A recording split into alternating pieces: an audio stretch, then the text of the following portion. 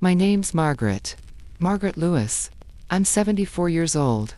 Born and raised in a quiet corner of Maine. These days, I spend most of my time in this little yellow house my late husband built for us back in the 70s. I've got a porch that creaks when it rains, a rose bush that refuses to die, and a kettle that whistles louder than my hearing aids can handle.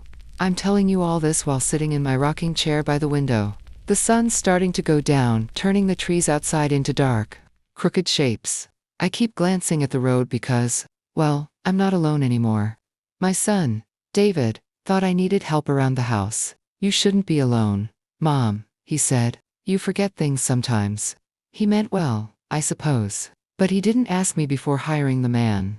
The caretaker's name was Ethan at least. That's what he told me. When Ethan first arrived, I'll admit, he looked harmless. Tall, polite, soft-spoken. He wore one of those neat sweaters young men think make them look responsible. David brought him over one Saturday morning. "Mom, this is Ethan," David said. "He's gonna help out clean, cook, drive you to appointments." I remember feeling a bit embarrassed. "I can manage my own cooking, thank you," I told them. Ethan just smiled, not the wide kind, but the type that doesn't reach the eyes. "I'm here to make life easier, Mrs. Lewis. That's all." He had one of those calm voices. Too calm. At first, I tried to be polite. I let him carry my groceries, fix the leaky tap, and organize my pill bottles into those little labeled boxes. He did everything quickly, almost too quickly. I told myself I was just being silly. Maybe I didn't like the idea of someone going through my things. But then, little things started changing. The first week I noticed my old photo albums weren't where I kept them. They'd always been on the bottom shelf in the living room. But suddenly, they were stacked neatly on the dining table. I asked Ethan about it. And he said, "I was dusting. Mrs. Lewis didn't want you bending down." But the photos inside some were missing. My wedding picture was gone. So was one of David as a boy, sitting on his father's shoulders. I asked again, and Ethan said maybe they'd fallen behind the cabinet. But when I checked later, the cabinet hadn't been moved at all. Then came the phone calls. At night, around 9 or 10, the phone would ring once and stop. Just a single ring. It happened 4 nights in a row. I'd shuffle to the living room, pick up the receiver, and hear nothing but static, like someone was breathing too close to the line. When I asked Ethan, he said telemarketers sometimes do that.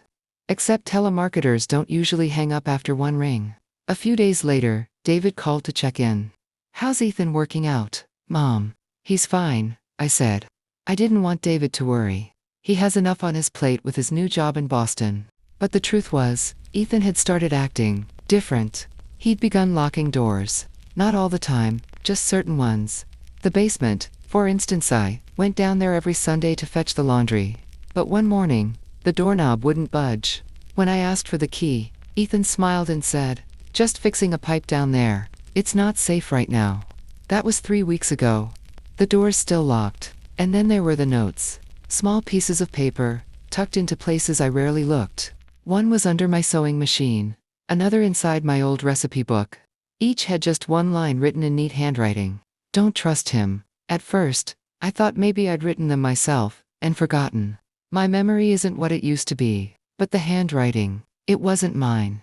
The strange part is, Ethan always seemed to know when I'd found one. He'd appear suddenly, standing in the doorway with that same quiet smile. "Need help, Mrs. Lewis."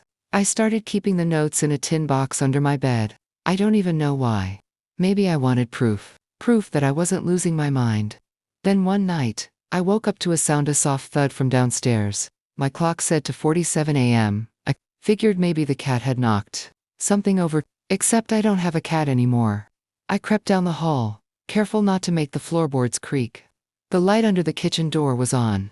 When I peeked in, Ethan was sitting at the table, facing away from me. He was holding something, my husband's old pocket watch, and whispering to himself. I couldn't make out the words, but it wasn't a prayer. The next morning, the watch was gone.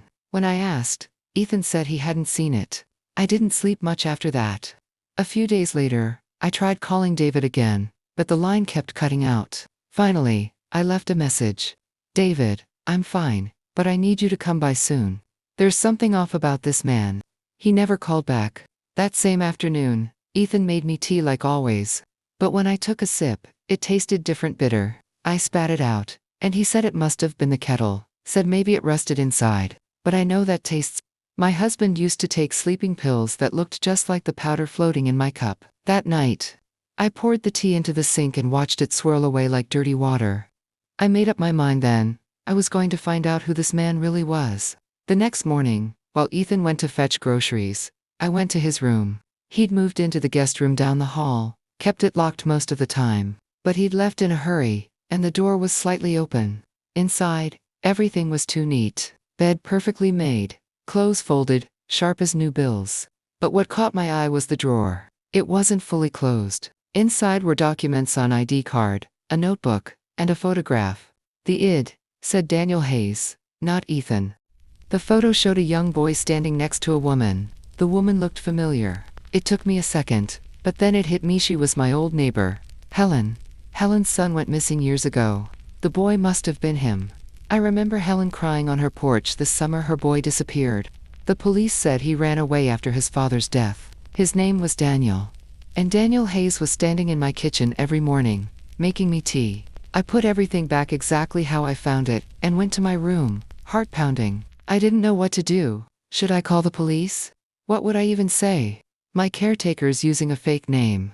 That evening, when Ethan O'Daniel came home, he acted normal, made dinner, asked if I'd taken my pills. But he kept watching me too closely, like he could read my thoughts. At one point, he said something that chilled me. You know, Mrs. Lewis, this house feels familiar, like I've been here before. I froze. Maybe you've seen one like it, I said. He smiled. Maybe. That night, I didn't sleep at all. I just sat in my chair by the window, listening for any sound. The following morning, I decided to take a risk. When he went out to check the mail, I dialed the police, but before the call could go through, I heard the door open behind me. Who are you calling, Mrs. Lewis? I dropped the phone. My son, I lied. He picked up the receiver, looked at the screen, and smiled faintly. Wrong number. Then, he unplugged the phone from the wall. Just like that. Then he said something that didn't make sense until much later. You remind me of someone I used to know. She was kind too. But she didn't listen either. He left the room. But I could hear him humming from the hallway, a slow, tuneless hum. The same one I'd heard the night I saw him with the pocket watch.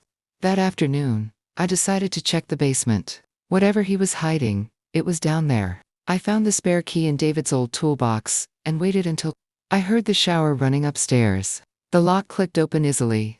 The smell hit me first, damp, metallic, and sharp. The light flickered, revealing boxes stacked against the wall. I pulled one open and froze. Inside were photographs, hundreds of them. Old photos from my albums, Helen's house. Even the street where her son disappeared. Every photo had someone's face scratched out, except one, mine. In the corner, there was a small wooden chest. I lifted the lid and saw my husband's pocket watch, my missing photo, and something else, a necklace, with the name Helen, engraved on it. I didn't hear him come down the stairs. Mrs. Lewis's voice was soft, almost gentle. You shouldn't be down here. I turned around. He was standing in the shadows, wet hair dripping onto his shirt. He stepped closer. People shouldn't look into things that don't concern them. It ruins the surprise. I backed away, clutching the photo to my chest. What do you want from me? He tilted his head, like he was thinking. To start over. To make things right this time. Then he smiled, the kind of smile you can't trust. I don't remember how long we stood there. Maybe seconds, maybe minutes. Finally, he said, You won't tell anyone, will you? I shook my head, too scared to speak. He nodded, calm as ever. Good, because no one would believe you anyway. And then he walked past me, up the stairs, as if nothing had happened. That night, he packed his things and left. No note. No call to David. Just gone. When David finally came to visit a few days later, I told him Ethan had found another job. He believed me. I didn't show him the photos or tell him about the basement. I couldn't. The police wouldn't believe a 74 woman with a shaking voice, and no proof. I put everything back in the chest, locked the basement again, and promised myself I'd never open it. It's been 3 weeks since then. Sometimes I still hear the phone ring once at night. Just one ring. And last evening, when I went out to water the roses, I noticed something sitting on the porch step, my husband's pocket watch. polished and ticking again. I don't know how it got there. I brought it inside and set it on the table. It's ticking softly right now, steady and slow, like a heartbeat. I keep telling myself I'm imagining things. That maybe Ethan Daniel was just a troubled man, and it's over now. But sometimes, when I look out the window, I think I see him standing by the edge of the road, not moving, just watching. Maybe he's gone for good, maybe not.